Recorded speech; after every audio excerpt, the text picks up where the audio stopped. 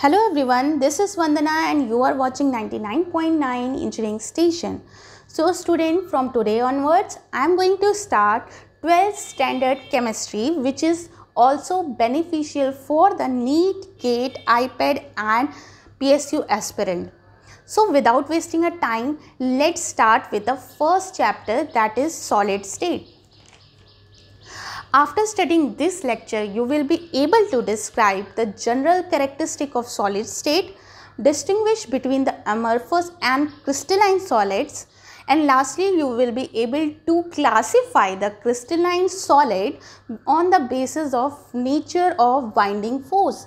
Okay, it means कि which type of binding force act in the crystalline solid, we have to classify on the basis of it. So as you know that there are the three state of matters, that is solid, liquid and gas.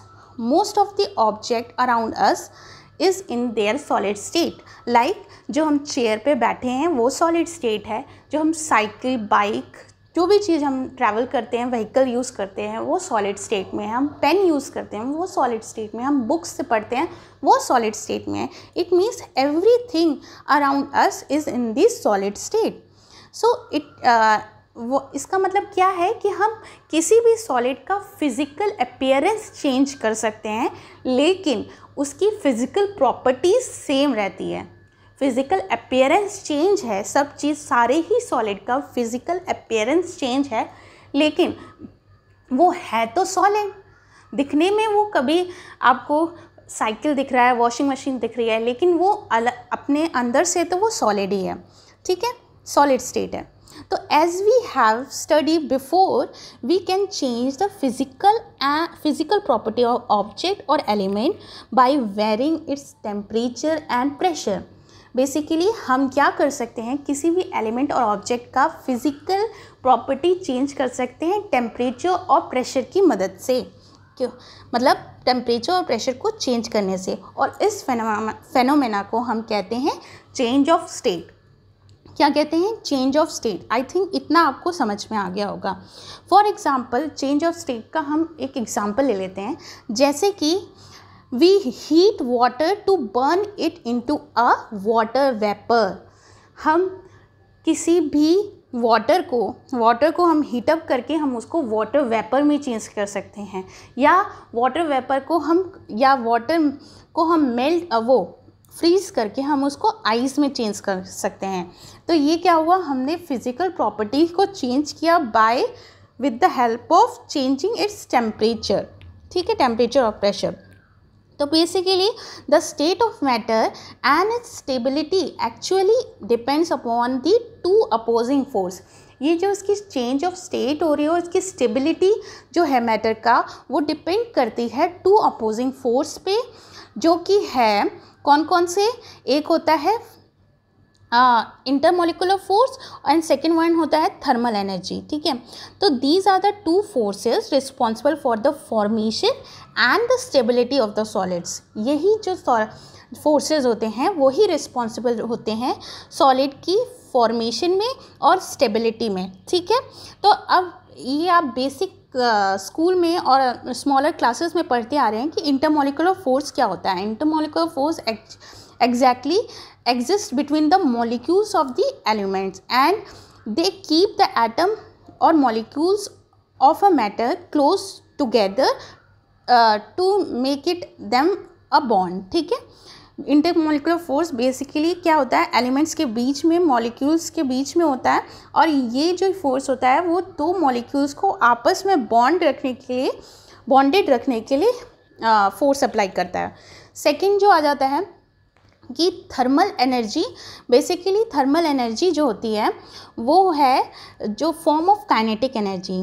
It is the energy that particle possess due to their motion, and it is the internal energy of the object that is responsible for its temperature. Basically the transfer of thermal energy happens through the transfer of heat. With the rise of the thermal energy, the particles of metals tends to move faster and vice versa.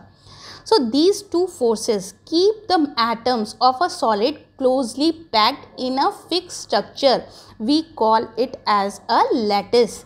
मतलब ये दोनों force ही, कौन कौन से force, intermolecular force और दूसरा कौन सा होगा, थर्मल एनर्जी फोर्स, जो रिस्पॉन्सिबल है कोई भी सॉलिड के एटम को क्लोजली पैक्ड एक फिक्स स्ट्रक्चर में बांधे रखने के लिए, और उस फिक्स स्ट्रक्चर को हम लोग कहते हैं लैटिस. ठीक है, ये हो गया. अब हम बात करते हैं, अब हम आ जाते हैं मेन अपने कि सॉलिड स्टेट पे, क्या सॉलिड स्टेट के बारे में. ठीक है, so let's talk about the first solid definition. अगर हम डेफिनेशन की बात करें, जैसे कि पहले भी मैंने आपको बताया कि the solid state are the substance which has definite volume. Solid state has a definite volume, definite shape. Okay, that has definite volume and definite shape. In terms of kinetic molecular model, solid have a regular order of their constituent particle. अब constituent particle क्या होता है, solids में होते हैं क्या, जो according to kinetic molecular model के according solid have regular order of their constituent particles. constituent particles क्या हो गया, elements, molecules और ions, atom, molecules और ions. ठीक है, इसको कहते हैं हम constituent particles. उसका क्या orderly arrangement होता है. ठीक है, these particles are held together by fairly strong force. Therefore they are present at fixed position. The properties of the solid not only depend upon the nature of constituent, जो properties हैं solid की वो constituent के nature पे भी depend करती है, as well as उसके arrangement पे भी depend करती है. ठीक है, अब यहाँ पे मैंने बताया आपको, presentation में देख लेते हैं कि solid is the state of matter in which constituent particles are bonded with a strong force of attraction. ठीक है, अब next आ जाते हैं कि properties के बारे में.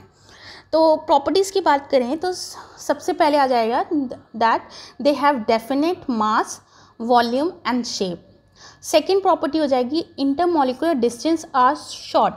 जो उसके बीच में, सॉलिड के बीच में, जैसे सॉलिड, लिक्विड और गैस के, मैं पहले भी आप छोटी क्लासेस में पढ़ चुके हैं कि सॉलिड में मॉलिक्यूल्स क्लोजली पैक होते हैं, मतलब उनका मॉलिक्यूलर डिस्टेंस, इंटरमोलिकुलर डिस्टेंस बहुत कम होता है एज़ कम्पेयर टू लिक्विड और गैस के तो बहुत ही ज़्यादा होता है और लिक्विड के कंपैरिजन में बहुत कम होता है. तो हम लोग यहाँ पे इसकी प्रॉपर्टी क्या हो जाएगी, इंटरमोलिकुलर डिस्टेंस आर शॉर्ट.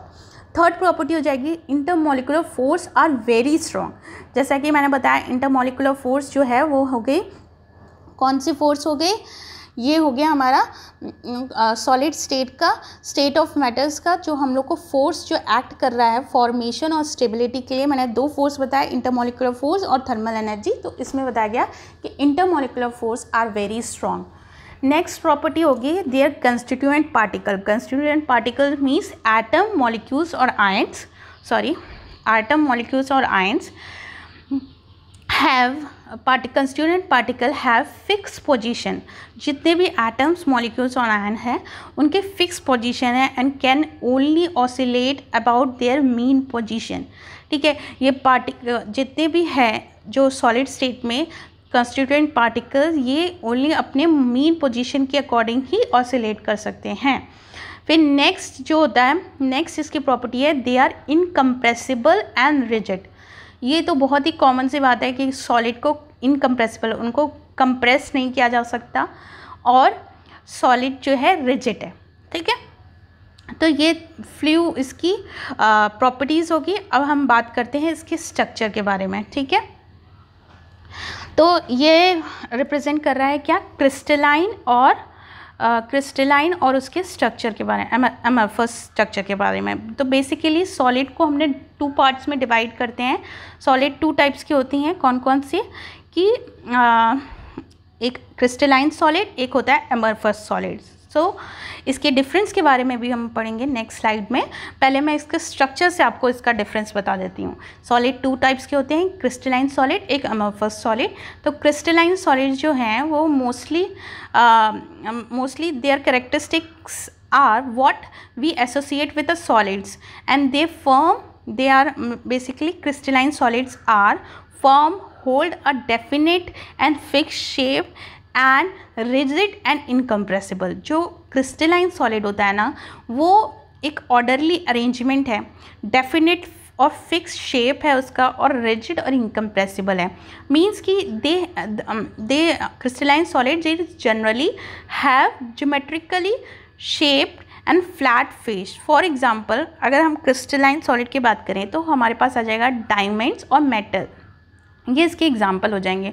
थोड़ा और इस फिगर के अकॉर्डिंग समझने के लिए देख लेते हैं कि देखिए जो मॉलिक्यूल एटम्स एक क्रीम कलर से बने हैं, एक रेड पिंक कलर से बने हैं, तो जो भी अरेंजमेंट है इनका, अरेंजमेंट जो है पार्टिकल का क्रिस्टलाइन सॉलिड में इज़ वेरी ऑर्डरली फैशन में है. ठीक है, बहुत ही the arrangement of the particle in the crystalline solid is very orderly fashion. So these particles are arranged in the repeated patterns of their three dimensional network. Means कि देखिए एकदम 3 dimensional network में एक जो क्रिस्टलाइन सॉलिड होगा वो बिल्कुल orderly fashion में होगा, और जो उसके पार्टिकल्स अरेंज होंगे वो एक रिपीटेड पैटर्न में, मतलब कुछ समय के बाद रिपीटेड पैटर्न में अरेंज होंगे. एक ये 3 डायमेंशनल नेटवर्क भी बनाएंगे, और इस 3 डायमेंशनल नेटवर्क को हम कहते हैं क्रिस्टल लैटिस. ठीक है, और इसके स्मॉलेस्ट यूनिट को हम कहते हैं यूनिट सेल. ठीक है, ये हो गया क्रिस्टलाइन सॉलिड के बारे में. अब हम देखते हैं कि अमॉर्फस सॉलिड क्या होता है. कि अमॉर्फस सॉलिड में क्या होता है कि रिजिड स्ट्रक्चर तो होता है, बट क्या है कि they lack well definite shape. मतलब इनका रिजिड स्ट्रक्चर है लेकिन इसका क्या है, देखो जो मॉलिक्यूल्स हैं, एटम्स हैं, वो ऑर्डरली अरेंज नहीं है, मतलब lack of well defined shape नहीं है. They do not have geometric shape and so they are non crystalline. This is why do not have edge like crystal do. ठीक है, ये क्रिस्टल की तरह नहीं है. तो बेसिकली जो ग्लासेस होते हैं ना, जो कांच का ग्लास हम लेते हैं, तो वो जो हमें लगता है कि वो अमॉर्फस सॉलिड है, लेकिन वो है क्रिस्टलाइन सॉलिड. ठीक है, तो ये हो गया इसके डायग्राम के बारे में. अब हम बात कर लेते हैं इसके डिफरेंस के बारे में. Let's discuss about their difference. So crystalline solid is the regular, first difference is that regular arrangement of constituent particle for a long range. और यही बात कर लें हम अमॉर्फस की, तो regular arrangement of constituent particle for short range. ठीक है, यहाँ पे देखिए, यहाँ मैंने लिखा है कि रेगुलर अरेंजमेंट है कंस्टिट्यूएंट का of the particle for long range, जबकि हमें अमॉर्फस में शॉर्ट रेंज लिखा है. अब इसको डायग्राम से समझ लेते हैं कि देखिए ये रेगुलर अरेंजमेंट है क्रिस्टलाइन सॉलिड में. डायग्राम में देखिए कि एक पैटर्न फिक्स है, कि उसी पैटर्न से ये कंटिन्यूअस पूरे सॉलिड में यही पैटर्न होगा. ठीक है, जबकि अमॉर्फस में देखिए कुछ टाइम तक ये, जैसे यहाँ पे पिंक है, ब्लू है, रेड है, पिंक है, ब्लू है, ग्रीन है, ये एक ऑर्डरली थोड़ा छोटा नेटवर्क उस सेम रहेगा, लेकिन फिर जो होगा वो लॉन्ग रेंज तक इसका ऑर्डरली अरेंजमेंट नहीं रहता है. ठीक है, तो ये इसका डिफरेंस हो गया. फिर हम क्रिस्टलाइन सॉलिड को ट्रू सॉलिड भी कहते हैं, और अमॉर्फस सॉलिड को सूडो सॉलिड कहते हैं, या तो सुपर कूल लिक्विड कहते हैं. अब बात करते हैं मेल्टिंग पॉइंट की. तो क्रिस्टलाइन सॉलिड जो होते हैं वो melt at a sharp and characteristic temperature, और जबकि जो अमॉर्फस सॉलिड होते हैं वो range of temperature, it has a range of temperature. Means कि हम क्रिस्टलाइन सॉलिड को अगर हम मेल्ट करते हैं तो वो क्या करेगा कि एक पर्टिकुलर टेम्परेचर पे, जैसे 120 डिग्री पे वो मेल्ट होगा, तो जैसे ही टेम्परेचर 120 होगा तो पूरा का पूरा सॉलिड, क्रिस्टलाइन सॉलिड, वो एकदम से मेल्ट हो जाएगा, एक शॉट में मेल्ट हो जाएगा. जबकि हम अमॉर्फस सॉलिड जो बता रही हूँ मैं, वो एक रेंज ऑफ टेम्परेचर में मेल्ट होगा, मतलब एक पर्टिकुलर उसका टेम्परेचर नहीं होगा, मतलब रेंज होगा, जैसे 120 से 160 के बीच में मेल्ट होगा. जैसे कि हमने एक प्लास्टिक चेयर को हम मेल्ट कर रहे हैं, तो क्या होगा कि जब अमॉर्फस सॉलिड अगर उसको ले रहे हैं तो क्या होगा, हमने मेल्ट किया तो वो 120 के ऊपर मेल्ट होना स्टार्ट होगा और वो धीरे धीरे धीरे धीरे मेल्ट हो जाएगा, वो 160 पे पूरा मेल्ट होगा। मतलब वो एक पर्टिकुलर रेंज पे मेल्ट हो रहा है, इसका एक पर्टिकुलर रेंज ऑफ टेम्परेचर है, जबकि जो क्रिस्टलाइन सॉलिड है वो पर्टिकुलरली शार्प करेक्टरिस्टिक टेम्परेचर पे मेल्ट हो जाता है। फिर चौथा करेक्टरिस्टिक है इसका, मतलब डिफरेंस है कि these are anisotropic in nature while amorphous solid is isotropic in nature. अब एनआइसोट्रोपिक और आइसोट्रोपिक क्या है? तो एनआइसोट्रोपिक मैं बता दूं कि एनआइसोट्रोपिक होता है जिसमें डिफरेंट फिजिकल प्रॉपर्टी होती है इन डिफरेंट डायरेक्शन। जो अमरफस में है, अगर हम देख रहे हैं, means anisotropic have different physical property in different direction, जबकि आइसोट्रोपिक में क्या होता है कि same physical property in different direction. अब डायग्राम से समझ लेते हैं क्रिस्टलाइन सॉलिड का। देखो, जब हम एक स्ट्रेट लाइन जैसे ग्रीन वाली रो देख रहे हैं तो एक प्रॉपर्टी दिख रही है, फिजिकल प्रॉपर्टी दिख रही है। अगर हम इसको 30 डिग्री बेंड कर दें, मीन्स कि 30 डिग्री बेंड करेंगे तो हो जाएगा जैसे ग्रीन दिखा ऐसे करके, तो ग्रीन पिंक टाइप का स्ट्रक्चर हमें दिखेगा, तो वहाँ डायरेक्शन भी चेंज हो गया और उसकी फिजिकल प्रॉपर्टी भी चेंज हो जाएगी। जबकि अमरफस जो है वो आइसोट्रोपिक है, वो सेम प्रॉपर्टी दिखाता है कोई भी डायरेक्शन में, चाहे डायरेक्शन कोई भी हो। इसीलिए इसका ऑर्डरली नहीं है, इसीलिए ये आइसोट्रोपिक है, वो सेम फिजिकल प्रॉपर्टी दिखाता है डिफरेंट डायरेक्शन में। तो डिफरेंस क्या हो गया? एन आइसोट्रोपिक होता है different physical property in different direction, और आइसोट्रोपिक होता है same physical property in different direction. ये डेफिनेशन आप लिख लीजिएगा।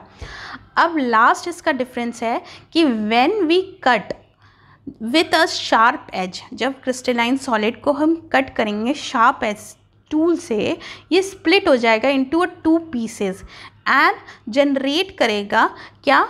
एक स्मूथ और एक प्लेन सरफेस। जैसे कि हम मार्बल ले लेते हैं, मार्बल को हम एक शार्प कटर से उसको कट करेंगे तो वो एक बहुत अच्छा स्मूथ और प्लेन सरफेस में कट जाएगा, ठीक है, कट हो जाएगा और एक रेगुलर शेप में स्मूथ और न्यू सरफेस क्रिएट करेगा।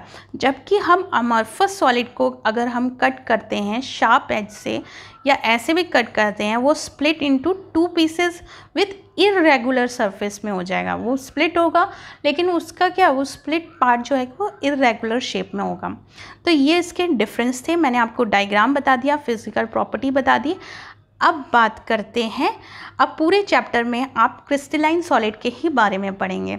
तो क्रिस्टलाइन सॉलिड जो होते हैं वो फिर क्लासीफाई किए गए हैं 4 टाइप्स ऑफ सॉलिड में। First one is molecular solid, then ionic solid, then metallic solid, फिर कोवेलेंट सॉलिड, ठीक है। ये 4 सॉलिड्स में क्रिस्टलाइन सॉलिड को फिर से डिवाइड किया गया है। अब इन 4 सॉलिड के डिफरेंट टाइप्स ऑफ सॉलिड्स को के प्रॉपर्टीज़ और कंस्टिट्यूएंट पार्टिकल्स और बॉन्डिंग और अट्रैक्शन फोर्स हम समझते हैं, ठीक है। तो ये टेबल आपको पूरी एक्सप्लेन कर दूंगी मैं, और आपको सारी चीज़ें जो क्रिस्टलाइन सॉलिड है उसके बारे में पता चल जाएगा, ठीक है। तो यहाँ पे फर्स्ट जो कॉलम है हमारा वो है टाइप्स ऑफ सॉलिड, ठीक है। तो उसमें हमारा पहला टाइप ऑफ क्रिस्टलाइन सॉलिड क्या है? Molecular solid. तो मॉलिकुलर सॉलिड को फिर से क्लासीफाई किया गया है नॉन पोलर, पोलर और हाइड्रोजन बॉन्ड में, ठीक है। तो नॉन पोलर जो भी मॉलिकुलर सॉलिड है तो उसमें कंस्टिट्यूएंट पार्टिकल्स जो होंगे वो किस चीज़ के होंगे? ऑब्वियस सी बात है, कंस्टिट्यूएंट पार्टिकल्स जो होंगे मॉलिकुलर सॉलिड में वो मॉलिक्यूल्स ही होंगे। अब हम बात करते हैं बॉन्डिंग और अट्रैक्शन फोर्स के बारे में, ठीक है। तो नॉन पोलर में हमारा जो अट्रैक्शन फोर्स लगेगा वो होगा डिस्पर्जन और लंडन फोर्स, ठीक है। जबकि पोलर में लगेगा डाइपोल टू डाइपोल इंट्रैक्शन और हाइड्रोजन बॉन्ड में हाइड्रोजन बॉन्डिंग। अगर हम इसके एग्जाम्पल की बात कर लें तो नॉन पोलर का एग्जाम्पल हो गया ArCCl4 एंड H2I2CO2, और पोलर का हो गया HClSO4 एंड हाइड्रोजन बॉन्ड का हो गया वाटर, ठीक है। ये इसका एग्जाम्पल हो गया। अब हम इसकी फिज़िकल नेचर की बात करें तो नॉन पोलर जो उसका फिजिकल नेचर होगा मॉलिक्यूलर सॉलिड में, नॉन पोलर सॉलिड का वो सॉफ्ट नेचर होगा, पोलर का सॉफ्ट होगा और हाइड्रोजन बॉन्ड का हार्ड होगा। अब नेक्स्ट प्रॉपर्टी हम इसकी स्टडी करेंगे इलेक्ट्रिकल कंडक्टिविटी की। तो ये जो मॉलिक्यूलर सॉलिड है वो पूरा ही, चाहे हम नॉन पोलर, पोलर और हाइड्रोजन की बात कर ले, ये insulator as a insulator work करती है, ठीक है। और मेल्टिंग पॉइंट की बात करें तो मॉलिक्यूलर सॉलिड में नॉन पोलर की मेल्टिंग पॉइंट वेरी लो होती है, जबकि पोलर की लो और हाइड्रोजन बॉन्ड की लो ही होती है, ठीक। नेक्स्ट हम आ जाते हैं आयनिक सॉलिड पे। तो इसका कंस्टिट्यूएंट पार्टिकल्स जो होगा वो आयंस होगा। इसकी बॉन्डिंग और अट्रैक्टिव फोर्स जो होगी वो काउलोम्बिक और इलेक्ट्रोस्टैटिक फोर्स होगा। एग्जाम्पल हम देख लेते हैं NaCl, MgO, ZnS and CaF2 हो जाएगा। अब इसकी फिजिकल नेचर जो है वो हार्ड और ब्रिटल है। और इलेक्ट्रिकल कंडक्टिविटी की बात करें तो ये as a insulator in the solid state but conductor in molten state है and in the aqueous solution.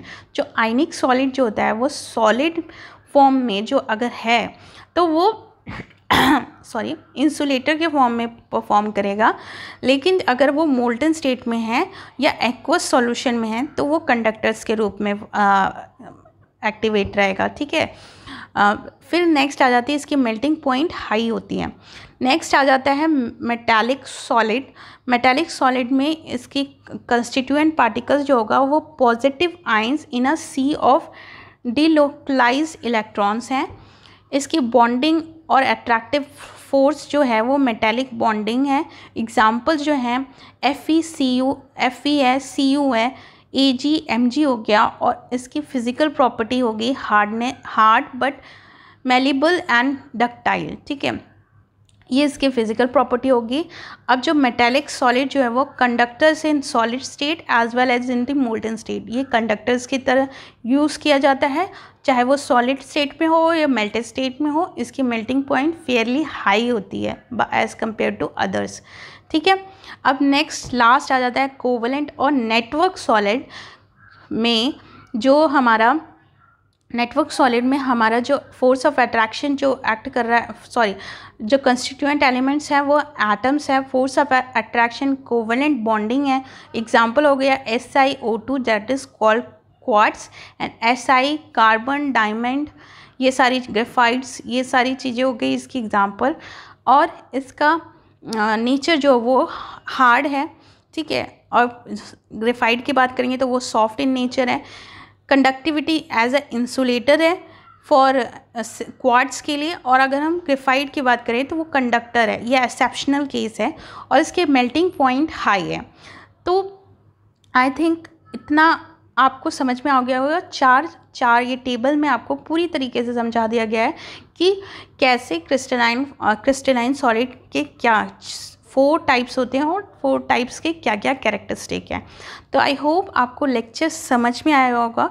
Next lecture में हम और इंटरेस्टिंग टॉपिक और इंटरेस्टिंग तरीके से पढ़ेंगे। तब तक के लिए थैंक यू। और अगर वीडियो पसंद आया होगा तो लाइक, शेयर और सब्सक्राइब करना ना भूलें। Thank you.